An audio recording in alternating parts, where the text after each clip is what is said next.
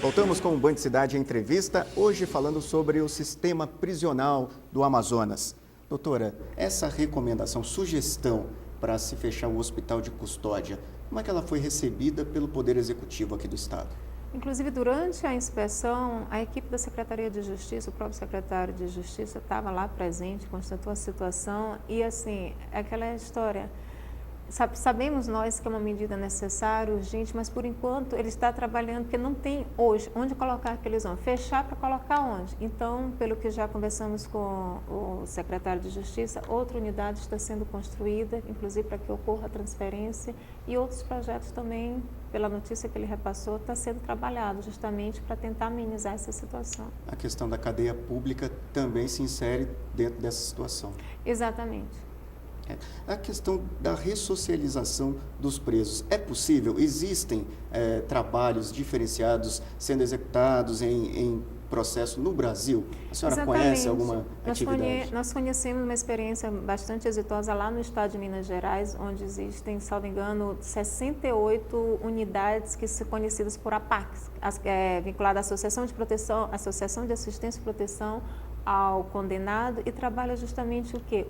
Tornar o próprio condenado responsável pelo cumprimento da sua pena. Lá trabalha a disciplina, espiritualidade, o respeito, lá são feitas atividades laborativas, então é uma forma de fazer o ser humano acreditar na sua própria recuperação. Ensino profissionalizante também? Tem salas de aula, ensino profissionalizante, e é interessante também porque lá entra quem quer, feito toda uma avaliação, só comporta em média de 200 internos, tem um sistema tradicional e ao mesmo tempo tem essa outra alternativa que é feito todo um perfil, é trabalhado o perfil do condenado para que ele possa migrar do tradicional para esse, como se fosse uma preparação dele para o convívio social. Então, lá em contato, quem tiver a oportunidade de conhecer esse método APAC, tanto é que o Poder Judiciário lá de Minas Gerais também tem um projeto, Novos Rumos na Execução Penal, onde trabalha bem. Todo magistrado, quando ingressa na carreira, já passa por um curso justamente já para preparando esse magistrado para que possa também implantar nas suas comarcas. Esse sistema acontece só em Minas Gerais? Não, começou na verdade no estado de São Paulo, no estado do Maranhão, se não me engano, tem 2 ou 3 APACs.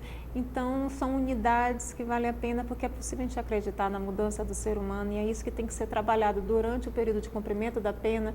Aquelas pessoas ficam lá à disposição do Estado, merecendo e precisando de um tratamento diferenciado. Isso é importante até para a sociedade entender, por pior que tenha sido o crime cometido por aquelas pessoas, mas a partir do momento que elas estão recolhidas, só o enclausuramento, só colocá-las num ambiente quadrado, com cimento, não é o suficiente, não. Pode ter o melhor luxo, mas se não tiver aquele tratamento humanizado, é difícil acreditar na ressocialização. E o que se busca é mudar essa forma de tratar o ser humano que se encontra no presídio. Durante as inspeções realizadas aqui nos presídios de Manaus, a senhora realmente verificou essa falha no sistema? Quer dizer, é difícil ressocializar, pensar, né, na recuperação de um detento hoje, com o que existe hoje aqui em Manaus? Primeiro que a superlotação inviabiliza a realização de qualquer tipo de projeto. É difícil imaginar o sucesso de um projeto trabalhando numa unidade que comporta 200 e tem mais de 1.000 homens.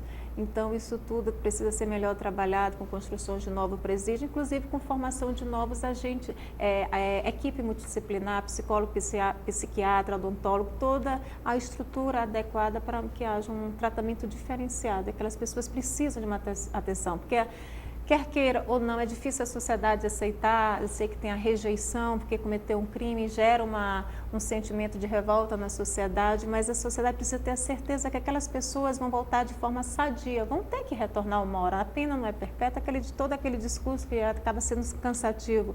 E o Estado precisa preparar essas pessoas muito bem, porque elas precisam retornar ao seu núcleo familiar sem voltar a molestar a sociedade, aquelas pessoas de bem. Esse sistema APAC já existe há quanto tempo?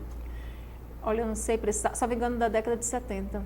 Iniciou no estado de São Paulo e está começando a disseminar no resto do país. É uma ótima ideia, mas que ainda... É uma alternativa que precisa ser melhor trabalhada na questão da implantação, precisa de parceiros, o apoio do Poder Executivo e da própria sociedade. A sociedade precisa integrar esse projeto de mudança do sistema prisional. Isso aí, com certeza, inclusive dentro da programação do mutirão carcerário, o Conselho Nacional de Justiça desenvolve o projeto Começar de Novo, que é justamente preparar o apenado ao retorno, é uma forma de facilitar o acesso dele ao mercado de trabalho. Nós sabemos que quando a pessoa sai do regime prisional, lá fora, para quem tem uma ficha limpa, já é difícil o acesso, o trabalho e tudo mais, então mais ainda dificulta quando o ser humano sai de um presídio, a falta de oportunidade diminui bastante. Então, o que se quer é facilitar o acesso dessas pessoas no curso de capacitação, para que possa qualificá-la também, para que possa ter melhores condições de vida, como uma forma de afastá-lo da criminalidade, que infelizmente a falta de oportunidade também acaba facilitando o acesso à marginalidade. A senhora chegou a dialogar com os presos. O que eles pediram? Veja só, em todas as unidades, quando vou inspecionar, não só no mutirão, mas também na comarca onde eu atuo, é importante facilitar o diálogo do Poder Judiciário também com os encarcerados, por pior que tenha sido o crime. Eles sempre reclamam da estrutura física, mas a primeira coisa que chama atenção é a questão do excesso de prazo. Eles sempre se sentem esquecidos. Então, daí porque o mutirão quer fazer com que todos os presos daqui, no caso hoje de Amazonas, tenham os seus processos revisados por parte dos juízes das varas criminais. E a questão, assim, por exemplo, na unidade prisional inspecionada ontem, que foi o compacto fechado, a falta frequente de energia elétrica e água, então... E alguma coisa também que eles chamam a atenção, a falta de oportunidade de trabalho dentro da unidade, eles ficam muito ociosos, então é um momento assim de poder levar para dentro do sistema prisional, curso, artesanato, algo que possa qualificá-lo, prepará-lo para o seu retorno também no que diz respeito ao aspecto profissionalizante. Quer dizer, até esses cursos profissionalizantes já aconteceram, mas estariam desativados. Exato. Cada unidade tem a sua realidade, mas a gente verifica, assim, o pessoal da Secretaria de Justiça tem acompanhado, né, todas as inspeções que temos realizado, tem a assistência social presente, o secretário adjunto, e a gente verifica que algo está sendo feito, ainda de forma tímida, assim, devagar, mas tem uma certa preocupação. A gente vê que tem projetos sendo desenvolvidos, tem uma unidade que está sendo preparado um amplo espaço para que haja uma oficina, uma espécie de fábrica onde vão ser desenvolvidas várias atividades, inclusive para que o preso possa também não só receber uma forma de remuneração que possa ir também para a família. Ele está preso, mas quando se fala em prisão, a gente tem que pensar também o caos carcerário ultrapassa os muros da prisão. Por quê? Porque lá fora eles também têm família, a gente sabe, porque tem que pensar na família da vítima, nós sabemos disso, né? Mas o juiz da execução penal, que eu estou lembrando desse detalhe, tem a obrigação de todo mês inspecionar as unidades prisionais, inclusive para propor melhorias, fazer as observações necessárias, inclusive tem que preencher um relatório para enviar para o Cadastro Nacional de Inspeções Penais, que é monitorado,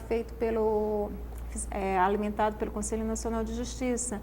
Então, quando a gente vai fazer toda essa atividade, precisa ter um maior acompanhamento por parte do Poder Judiciário, não só no aspecto processual também, mas o contato com eles facilita essa mudança. Lá eles já são tão abandonados, muitos são abandonados até pela família, infelizmente, nasce um certo preconceito, a distância com os filhos. Então, quando a gente pensa em prisão, a gente vê aquele outro aspecto. Lá fora tem pessoas, uns estão aguardando de fato, eles têm acolhido da família, e é importante a presença do assistente social, que constitui o elo entre o preso e os seus familiares. Então, lá eu vejo que aqui na Secretaria de Justiça tem uma equipe trabalhando já nisso. São muitos presos, mas precisa aumentar também a quantidade dos profissionais que estão lá dentro tentando colaborar, mudar esse quadro. A senhora espera que até o fim desse mutirão carcerário, quantos presos tenham as penas revisadas e possam ser liberados? Veja só, quando se fala em mutirão carcerário, eu sei que gera muita expectativa nos presos. É o momento da gente sair, vai ter soltura. Não é, o Conselho Nacional de Justiça não está aqui determinando solturas, não. A gente quer apenas que haja uma melhor análise da situação, verificar se é possível aplicar medida alternativa à prisão, tal como sofreu a última reforma, prevê a reforma na legislação penal, que deu maior elasticidade. Pode ser a questão da tornozeleira eletrônica. Salvo engano, tomamos conhecimento que a Secretaria de Justiça já está em processo de licitação para aquisição, para que haja um monitoramento lá fora, sem necessidade da pessoa estar enclausurada aguardando o seu julgamento. A questão que está sendo trabalhada, a formação de equipe para monitorar, fiscalizar aqueles que estão em prisão domiciliar. Então, o que for possível nesse processo, assim, agilizar outras formas da pessoa também, não usar a prisão como a única alternativa, né? Existem outros que a própria lei já impõe. Quer dizer, é uma forma de realmente desafogar o sistema. Pois é, e quando aquela sua pergunta, quantos presos vão ser alcançados, beneficiados, assim, o que o CNJ quer garantir, fazer, tanto é que a gente está cobrando o juiz para que acelerem a apreciação, para que o mutirão encerre, com a certeza de que todos os presos do estado do Amazonas tiveram seus processos, sua situação prisional revisados durante o mutirão carcerário. Não dá para prever se são 10 ou 15 ou 20 ou 100, 500 vão alcançar esse benefício. Doutora, no calor das inspeções coordenadas pela senhora aqui em Manaus, chegou-se a uma proposta inusitada, quer dizer, transformar a Arena Amazônia, que está sendo construída para a Copa do Mundo, logo depois da Copa, em um centro de triagem de presos provisórios, e aí sim evitaria a superlotação, piorar essa questão da superlotação dos presídios aqui na capital. A senhora chegou a recomendar, sugerir essa ideia que foi uma proposta do desembargador Sabino Marques? Veja só, o desembargador Sabino, ele é o coordenador, o presidente do Grupo de Monitoramento e Fiscalização do Sistema Carcerário, do próprio Tribunal de Justiça, e assim, sobre o que o CNJ, assim, essa conversa, tomamos conhecimento, na verdade, por meio da imprensa e depois conversando com ele e tudo mais, mas eu acredito que seja assim, no momento daquelas inspeções, daqueles acontecimentos, mutirão carcerário, eu acho que é uma alternativa que ele apresentou, eu acho que ele está bem sensível a essa situação, mas é uma situação que precisa ser amadurecida, né? Causa um impacto, como é, eu sei que até se caso venha a se concordar com essa ideia que ele está propondo, muitas mudanças tem que ocorrer naqueles locais para que possa recepcionar preso, não basta ter só um espaço, mas tem que ter um verdadeiro projeto para que seja possível, para que haja sucesso. Não, por enquanto foi ideia lançada e que teve ampla repercussão, mas com certeza foi analisando com bons olhos que ele deu essa opinião dele. Doutora Samira, muito obrigado por ter aceito o nosso convite, sucesso na sua missão, que vai até o próximo dia 18 de outubro. Obrigada também, a gente agradece o espaço e estamos à disposição também. Boa noite.